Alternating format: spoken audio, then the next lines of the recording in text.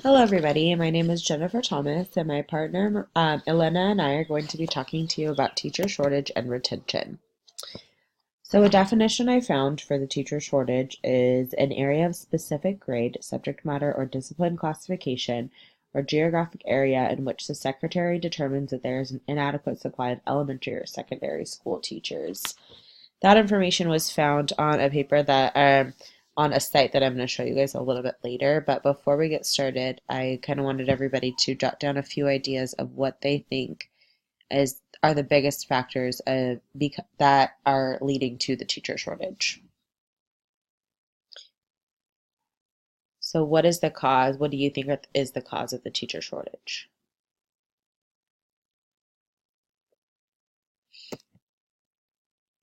And I think that's kind of a big question because for every teacher, there's a different answer for that.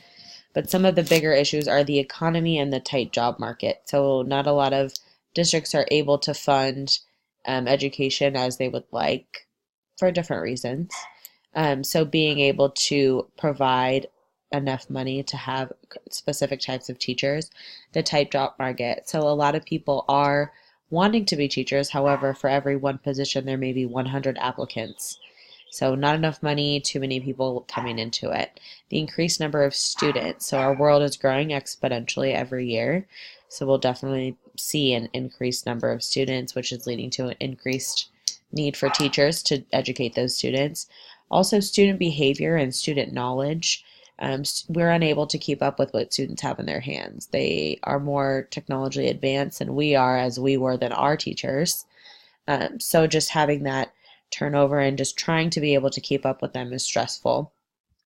Salary, preparation, cost to enter, and teacher preparation. So as starting off teacher, the lowest salary you can make in California, I believe I found, was $32,000. And the average teacher program is about $60,000 to $70,000. So you'd be working for a little over, probably about 3 years just to pay that off, probably more,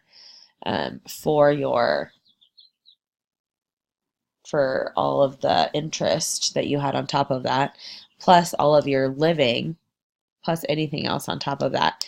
It's a lot. It's a lot to commit to. So that definitely turns people away. And then a lot of programs are not fully preparing their teachers. So when teachers actually get into the classroom, they feel unprepared. They tend to back away because it's a bigger task than what they thought they originally signed up for. Personnel management, working conditions, and admin support. So these are all things that could happen with districts. Teachers can be tired of being treated a certain way, tired of having admin kind of have schools look a certain way on paper instead of really remembering what they're there for, to educate and to teach students how to become better people. The working conditions, if your school is unsightly and hasn't been taken care of for the past 20 years, I think that, I don't know, there may be some health problems along with that as well. Retiring, that's an issue in retiring, and personal and burnout are all kind of something that you're going to see in every job market, every career, but there's still things that can impact teachers, as well as high stakes testing. Teachers are expected to know their content before they get into the program. So you have to know your content. Once you get to the program, we're taught how to teach. And then you get back into the classroom. You have to remember and re-go through all that content to be able to teach your students accurately so they can take a test which evaluates you as a teacher, which isn't really, I think we all know, the best assessment is who we are and how we're teaching. So that also throws a lot of teachers off. In the United States, there has been a teacher shortage since the 1990 school year. And if you follow this link right here, it will take you to this list, which is the teacher shortage areas nationwide listing from 1990 to the 2018 school year. So this is posted. It first talks about some financial aid programs that are designed federally to help with the teacher shortage, which is nice. And then scrolling through, we're going to look quickly at abbreviations. We're going to look quickly at the state of California If you want to go through this, there's more things about grants and other things that are happening. But we are going to go through California, so to page 24.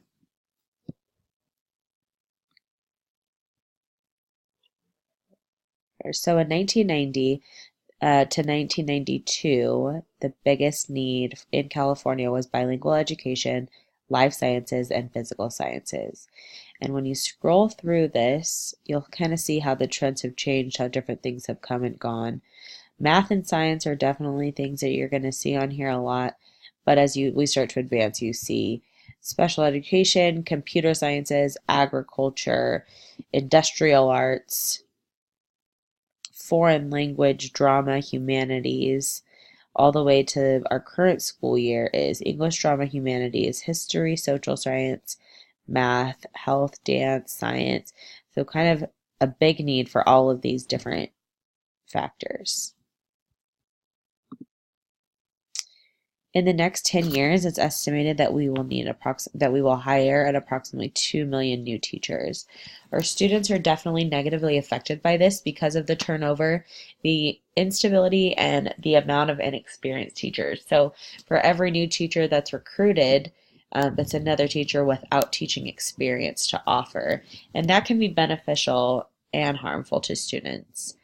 States are offering incentives, as previously mentioned, for teachers for loan forgiveness. So that's something that's happening everywhere, which is a good thing to help people to combat one of those big issues. Another thing is in the private sector is we have programs such as Teach for America. They're offered outside of the university settings to teach schools in under-resourced communities and to offer different approaches. Teach for America, for example, is a 5-week summer institute and then a 2-year teaching program.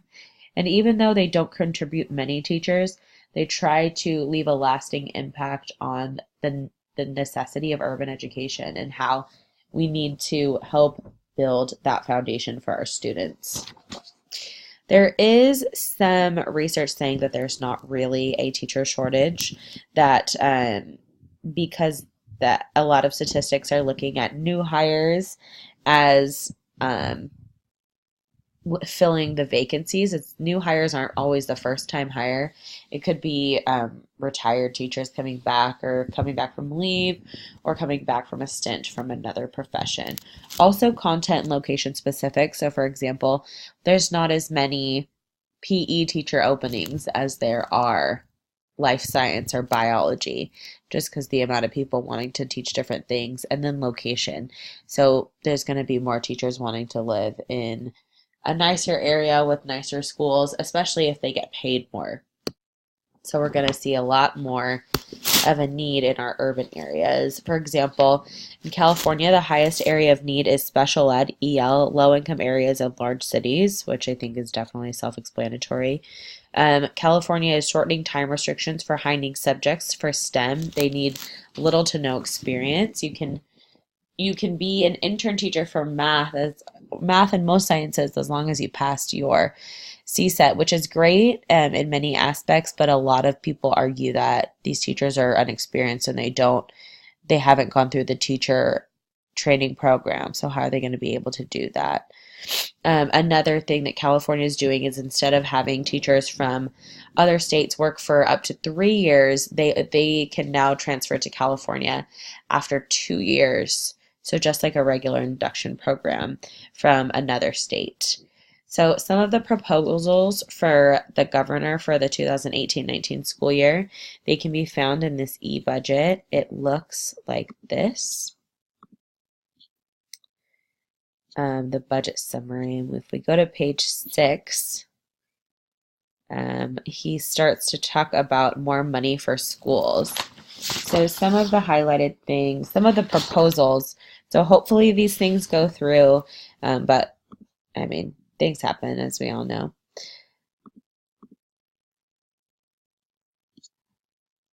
So some of the proposals are $3 billion to finish the local, the LCFF, $55 million to ongoing funding for county offices to assist in identified needing help with low-performing student groups, $6.5 million to ongoing funding for new state agencies for excellence, that oversees achievement gaps. $1 million in one-time funding to recruit and train special ed teachers in an effort to raise that critical shortage. 212 to ongoing to extend career technological educational programs. 300,000 to improve the usefulness of the California School Dashboard. So potentially there's a lot of money that can be seen in different areas. Another problem with this, though, is that we will be seeing it gradually, not right away, which is a big factor that a lot of people are upset about. And after interviewing a teacher at one of the schools that I sub at pretty frequently, she kind of just affirmed a lot of the things that the research said. She's been teaching since 1998. She was hired on an emergency credential, so there was a need, but she has noticed that there's a shortage mainly dependent on the subject. So special ed, there's always going to be a need for things like that. A lot of the factor that she sees teachers leave for is for burnout, just being around a long time, not having ideal working conditions. And teachers are required to teach more than content now, but we are being reviewed based on content. So we're required to teach the whole learner how to be a better learner, which are great things, as previously mentioned, but there's just a lot. That's a lot to teach on top of being experts of content as well.